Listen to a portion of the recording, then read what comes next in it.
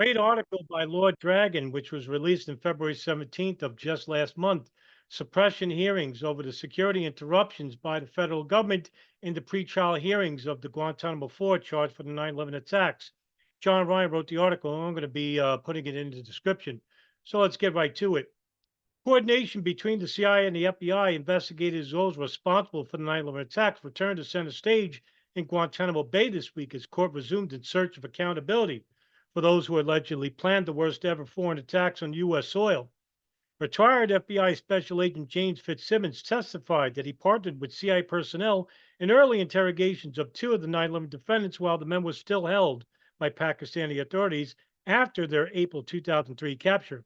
On Wednesday, he said that he and an unnamed CIA officer interrogated Amr al-Baluchi, the nephew of Khalid Sheikh Mohammed, and Wali bin Attash, also known as Khalid, in the days before Pakistani authorities transferred the men to CIA custody, where they endured years of isolation and abuse at CIA overseas black sites. Now, here's the problem, is that you had a number of Islamic militants like Ramzi Youssef, the mastermind of the first World Trade Center bombing in 93, who was actually captured in Pakistan. He wasn't tortured. He talked right away to the FBI.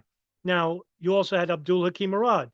He spoke, but he was actually beat up by Philippines authorities. But he was involved with the Pachinko plot as well. You had Omar Abdel Rahman, the blind sheikh, the co-emir of Gamma Islamiyah, an Egyptian Islamic group, who basically was arrested and sentenced for his role in the landmarks plot. They didn't have to torture him, right? Khalid Sheikh Mohammed, the alleged mastermind 9/11 attacks, he actually was captured by Pakistani authorities, and he was talking in Pakistan. In 2014, the Senate Select Committee on Torture released its report and said that Khalid Sheikh Mohammed and Ramzi bin Ashib were captured in Pakistan, and they were actually talking with Pakistani authorities. CIA didn't have to torture them. They were willing to talk. I just did a video just a couple of days ago where James Mitchell and Bruce Jessen, the authors, the CIA psychoanalysts who were hired to conduct the enhanced interrogation technique program, torture program, on enemy combatants. And they even said that when Khalid Sheikh Mohammed was talking about 9/11, they tortured him because they didn't want to hear about 9/11. Why? Listen, if it's laid up to rest that all the evidence or most of it is going to come from your detainees, why would you torture them knowing that it was going to be inadmissible? Now, the reason why the CIA did this to them was because they wanted information right away about future attacks inside the United States. That's why they were torturing them. Defense lawyers sought Fitzsimmons' testimony to support their argument that coordination between the CIA and the FBI requires the judge to suppress the confessions that FBI agents elicited from the men on Guantanamo Bay in early 2007 after the accused had left the black sites. Now, this is the whole argument. After they were renditioned to Guantanamo Bay, Khalid Sheikh Mohammed, Tawfiq bin Attash, they spoke with the FBI. And according to them, they confessed about their roles and planning of the attacks, and that the FBI built its case on this. However, the defense lawyers are saying that they were conditioned to say that in fear of being tortured again. And now it's up to McCall, the judge, to make that decision by mid-April at least. The CIA's torture conditioned the defense to say what the interrogators wanted.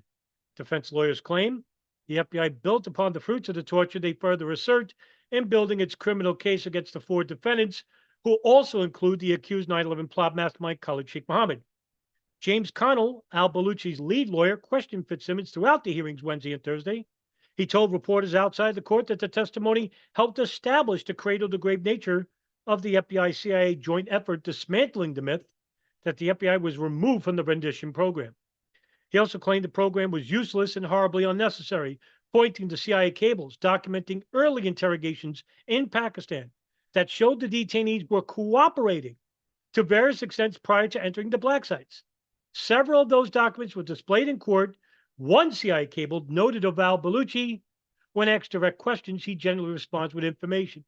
So it makes you wonder why they would need to torture these people when they were talking freely anyway, while they were in Pakistan.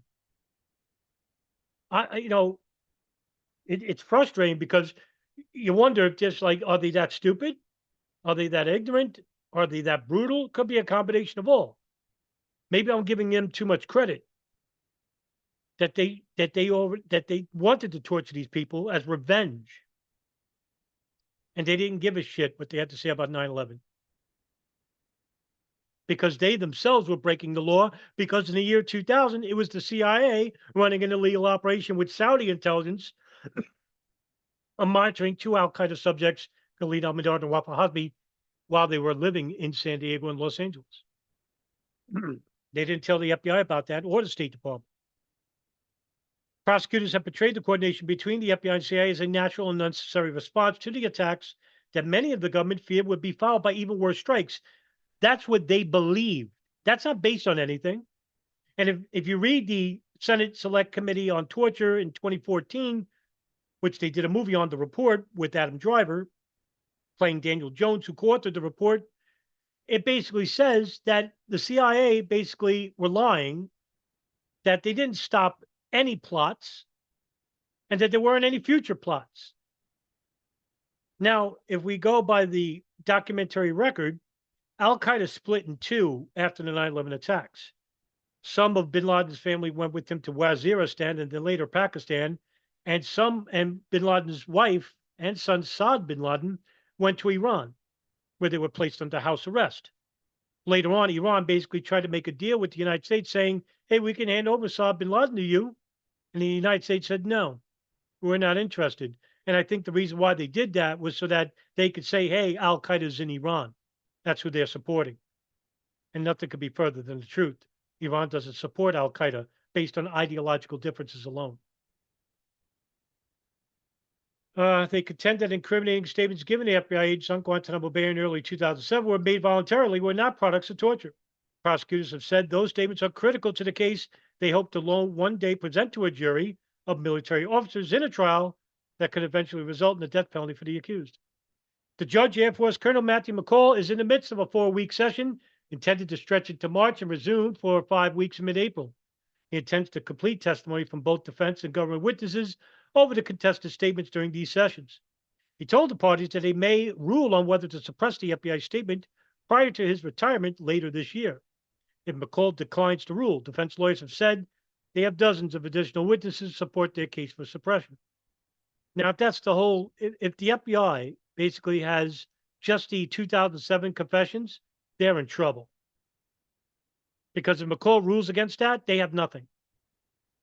Now, the CIA has the videotape of the interview of Khalid Sheikh Mohammed he did with Yoshri Fuda at Al Jazeera before they were captured.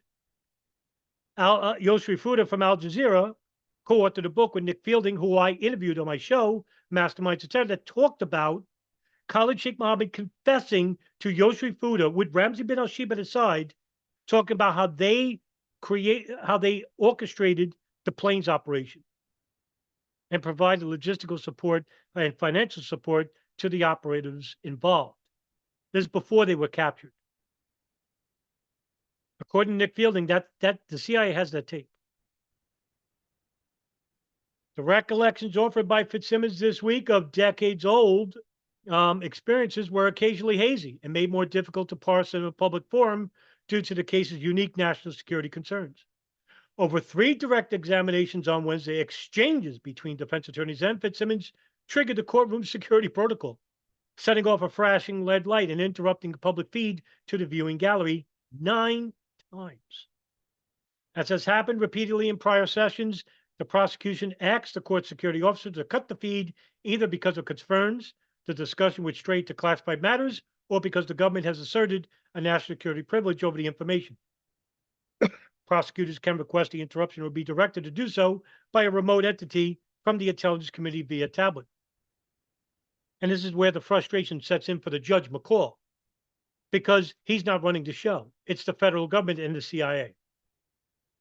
And they get to dictate what evidence can be heard through the public feed and what does not, what could be classified and what is not, what could be deemed classified and what is not. While Judge McCall typically exudes a calm and affable presence in court, he has begun to more frequently express frustration over the interruptions because he knows he's not in charge. The first interruption, for example, occurred because of the mention of unique functional identifiers, also known as UFIs, of CIA officers, which are three-digit codes used to protect a person's covert status.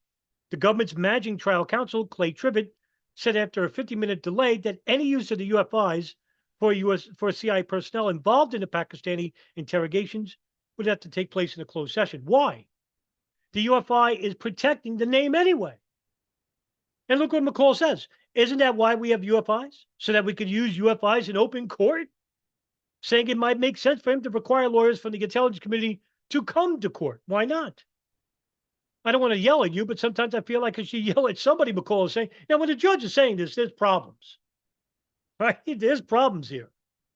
Tensions escalated in the afternoon when the examination by lead lawyer for al-Hawsawi, Walter Ruiz, set off the security light as Ruiz attempted to ask Fitzsimmons about an unclassified document, the nature of which was not revealed to the public. Ruiz told McCall that the government's limitations were preventing him from being effective in presenting his case and denying his client a public trial. We've come to accept that as the normal course of things, and it simply cannot be. And he's right. McCall responded that he shared the defense team's frustrations and said he would consider unspecified remedies to sanction the government. Ruiz continues, saying that he wanted to express clearly for the appellate record that it was becoming impossible to continue to bend to the will of the government. There may very well come a time where we just stop playing this game, Ruiz said. Trivett arose from the prosecution table and said interruptions would continue to happen if the defense teams insisted on going up the line at which unclassified material crosses into the classified. Testimony resumed until minutes later, the red light was again activated. Ruiz argued to McCall that both the document he was referencing and his questions were well within the guidance provided by the government on what information can be used in court. No one says you caught that ball too close to the line, Ruiz said, likening his team's crafting of a witness examination for a public session to a wide receiver making a catch within the bounds of the football field. Last fall, McCall indicated that the restrictions imposed on defense teams will factor into any ruling he makes on the inadmissibility of FBI statements. The original judge to grapple with the case, Army Colonel James Pohl, suppressed the FBI statements in 2018, citing the prohibitions in place to this day that prevent the defense teams from independently contacting any CIA witnesses who may have knowledge of the interrogation program.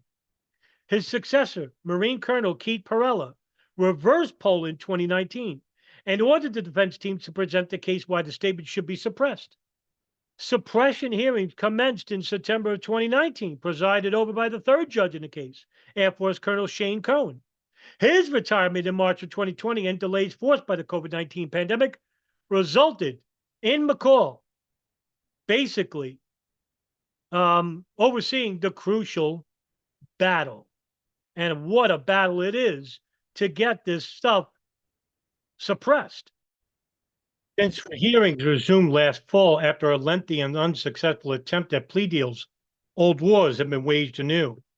Ruiz reminded McCall that late last year, his team had filed a motion to resurrect Pohl's initial decision to suppress FBI statements based on the investigative restrictions. In the aggregate, this is an unworkable process, Ruiz said. As the session commenced, Ruiz asked McCall to dismiss the case against his client for outrageous government conduct, claiming that the CIA's program met the U.S. Supreme Court standard of behavior that shocks the conscience. And if you read the report's the 2014 Senate Select Report, the amount of torture that people like Hawsawi went through and Khalid Sheikh Mohammed was unprecedented in any level, anywhere in history. And that's saying something. Ruiz described the program as an international criminal enterprise in which the U.S. government spent vast sums of money to illegally traffic detainees between foreign torture pits and brutally extract information for the purposes of both intelligence gathering and building criminal prosecutions. The violence and depravity of the government's conduct was unprecedented in American court cases, he argued, which he's right. You ever heard of anything like this in your life? The al-Hawsawi team was the first to move forward seeking dismissal of charges against their client based on outrageous government conduct. Ruiz told reporters in advance of the hearing that while the motion significantly overlaps with the case to suppress the FBI statements, it also provides McCall another avenue to sanction the prosecution, either by dismissing the case, removing the death penalty as a sentencing option, or suppressing the statements. How about all of the above? In court on Monday, Triviat disagreed. He portrayed the motion as legally unsupported and told McCall that the only remedy open to the defendant was the ongoing effort to suppress the statements. It would have been outrageous if the FBI, CIA, and other government entities did not coordinate in aggressive efforts to stop the next attacks at 9/11, he countered. But there was no follow-up attacks. That's repeated in the Senate 2014 report. There was no future attacks. And according to, if we're going to go by the words of Khalid Sheikh Mohammed and Osama bin Laden, after 9/11, Al-Qaeda split in Afghanistan. Some of bin Laden's family went to Iran, including his son Saad bin Laden and bin Laden's and his wife. And bin Laden went to Waziristan, later Pakistan, where he was surrounded by U.S. Special Forces and the CIA Special Activities Division in an operation called Operation Jawbreaker, in which he traveled with, I think, 400 Al-Qaeda soldiers at that point, and Dr. Ayman al-Zawahiri.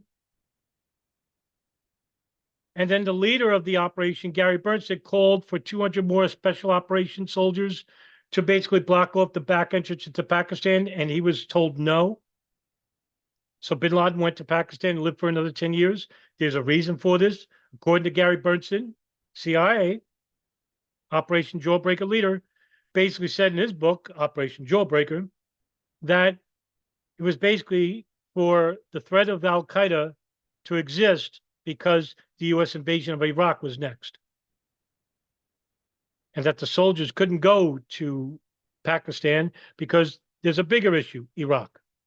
And who led that charge? People like Richard Perle, Paul Wolfowitz, Douglas Feith, the dual Israeli citizens in U.S. government. Yeah, that's who. And not only that, with bin Laden alive, the Al-Qaeda threat is alive as well. So it serves as a dual sword. Al-Qaeda exists because they need Al-Qaeda to exist for Iraq. How else can we invade Iraq without the threat of Al-Qaeda? We killed bin Laden, we killed Dr. Ayman al-Zawahiri, and guess what? Al-Qaeda doesn't exist anymore.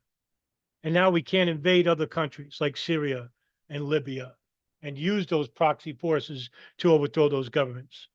That's what we did with Timber Sycamore in Syria. The CIA led that charge, thanks to Obama. So they needed Al-Qaeda to exist. And bin Laden did.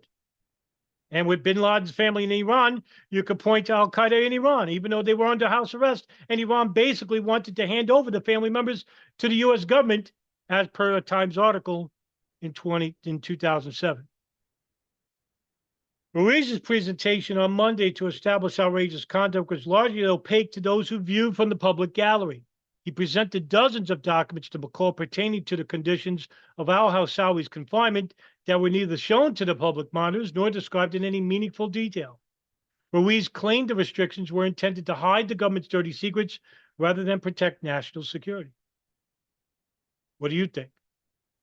Ruiz's presentation on Monday to establish outrageous conduct was, al-Hawsawi endured extreme torture at a black site referenced to in court as Location 2 or Cobalt, which CIA personnel had previously described as a dungeon, where merely being present was an enhanced interrogation technique, Ruiz explained. He said that among other acts of violence, interrogators waterboarded his client and also raped him with a rectal exam of such force that it left him with permanent damage. It's amazing the CIA did here, and they fucked over this case. Prior to, James Mitchell and Bruce Jessen, they belong under the jail in The Hague. Prior testimony to declassifications have established that al-Hawsawi later spent time on Guantanamo Bay when the CIA used a portion of the detention facility at a secret black site between 2003 and 2004. Ruiz's examination of Fitzsimmons on Wednesday failed to establish where or when he interviewed al-Hawsawi in a stilted exchange interrupted once again by the security light Fitzsimmons referred to an unspecified project, uttered the word here when seeking clarification to one of Ruiz's questions, though it was unclear if he was referring to Guantanamo Bay. Fitzsimmons testified that he knew at the time he interviewed Hausawi that the detainee had been through the agency's enhanced techniques. The agent did not know which particular methods had been deployed. He testified that al-Hausawi complained of extreme physical comfort and that staff at the location provided him with medical assistance for severe hemorrhoids. The government has previously disclosed that some FBI agents were detailed to CIA black sites and that at least 9 FBI agents became CIA agents. They're actually not called agents, they're called officers, for a period of time during the black site program. In his continued testimony on Thursday, Fitzsimmons testified he was unaware of that arrangement. Fitzsimmons began his FBI career in 1978, retired from the FBI in 2005. He wore a headset throughout his testimony in Guantanamo Bay courtroom to assist his hearing and regularly asked attorneys to repeat their questions. After court, defense attorneys said that they could not make any comment that might reveal the timing or location of the al-Hausawi interviews. The lawyers continued their examinations of Fitzsimmons over several additional hours in a closed session on Friday. Throughout his public testimony on his time in Pakistan in 2003, Fitzsimmons said that he and his CIA colleague used traditional interviewing techniques during their sessions with al-Baluchin and bin Attash. On Thursday, during questioning by Tassim Motala, one of bin Attash's civilian lawyers, Fitzsimmons said that the suspect showed no signs of having been mistreated despite Pakistan's reputation for abusing prisoners. He acknowledged that he told bin Attash that his cooperation would help him avoid the fate of arriving at an American prison where he'd be surrounded by violent criminals. Now bin Attash is probably thinking, I was better off in an American prison, right? Because look what happened to me. And what happened to him was much worse than any American prison, right?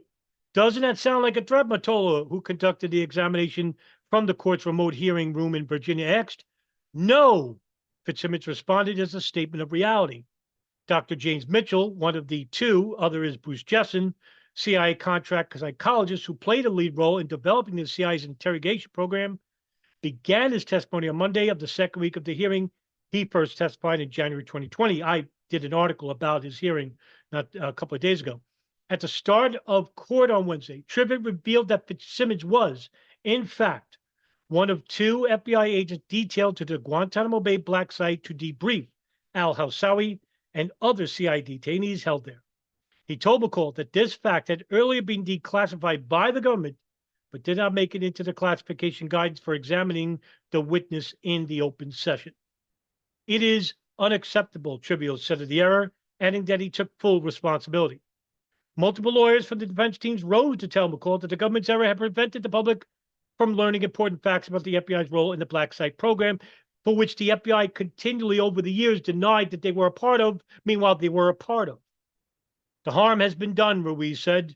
We cannot continue to do business this way. The harm is done is right because these people gave testimony, gave information under the duress of torture, which can't be used in a court. And now it's up to the military judge McCall to whether the FBI's memorandums and interviews of Khalid Sheikh Mohammed, of Tawfiq bin Attash, Mustafa Hausawi, and Amr al-Baluchi in 2007 can be used for the prosecution to prosecute these men for the 9/11 attacks. If McCall makes that decision that they can't use that testimony, then the government basically really has nothing. What about the videotape of Khalid Sheikh Mohammed and Ramzi bin al-Shibh in Pakistan? Could that be used? That was before they were tortured. Well, according to Nick Fielding, the CIA has it. What happened to it? I don't know what to tell you, but it basically comes down to this. If McCall makes that decision by mid-April, the government is going to try and push another deal with the death penalty off the table, which they already did, and they couldn't come to an agreement. Now, can you imagine if a trial ever happens and they can't use this evidence? Imagine the horror of these men walking out on these charges and going back to their home countries, or being found not guilty of these charges and being held for indefinite detention at Guantanamo. That would mean that nobody is responsible for the 9/11 attacks. All right, guys, look, like I said, this was a fantastic article by John Ruiz. Lord Dragon's been covering the pre-trial hearings, one of the best, just like Florida Bulldog. Excellent coverage. Thank you for tuning in. See you in the next video, everybody.